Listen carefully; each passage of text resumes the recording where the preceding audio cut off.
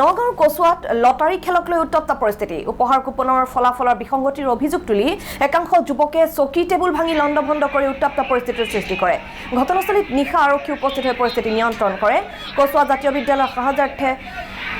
আয়োজন কৰিছিল এই উপহাৰ কুপনৰ খেল আৰু আমি দৃশ্য আপোনালোকক দেখুৱাইছো একাংশই এই উত্তপ্ত পৰিস্থিতিৰ সৃষ্টি কৰি তোলে নগাঁও কচুৱাত লটাৰী খেল হৈছিল আৰু এই লটাৰী খেলক লৈ উত্তপ্ত পৰিস্থিতিৰ সৃষ্টি হয় উপহাৰ কুপনৰ ফলাফলৰ বিসংগতিৰ অভিযোগ তুলি একাংশ যুৱকে এইদৰে চকী টেবুল ভাঙি লণ্ডভণ্ড কৰি উত্তপ্ত পৰিস্থিতিৰ সৃষ্টি কৰে আৰু পিছত ঘটনাস্থলীত আৰক্ষী উপস্থিত হৈ পৰিস্থিতি নিয়ন্ত্ৰণ কৰে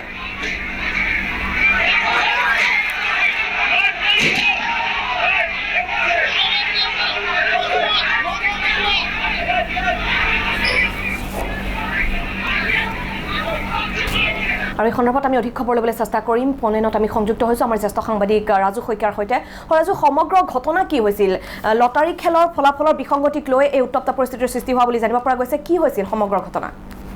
হয় মেদিনী কচুৱা জাতীয় বিদ্যালয়ৰ সাহায্যতহে উপহাৰ কুপনৰ খেল আয়োজন কৰিছিল আৰু যোৱাকালি তেওঁলোকৰ ফলাফল ঘোষণা কৰা হৈছিল এই ঘটনাটো যোৱাকালি নিশা প্ৰায় 12মান বজাত সংঘটিত হৈছিলে একাংশ যুৱকে তেওঁলোকে লটাৰী খেলত